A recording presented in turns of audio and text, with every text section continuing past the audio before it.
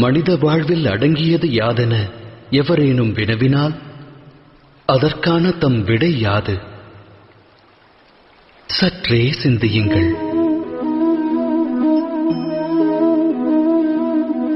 ஆழ்மனதிடம் இவ்வினா எழுப்பினால் அது அட்சர லட்சணமாய் கூறும் ஆசை என்று.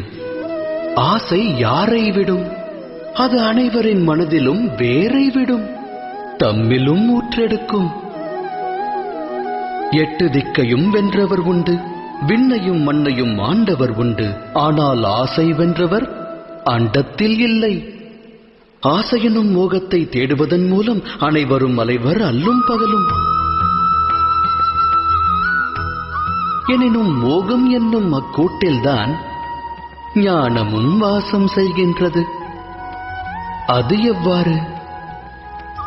துளிர்விடும் மானிட ஆசைகள்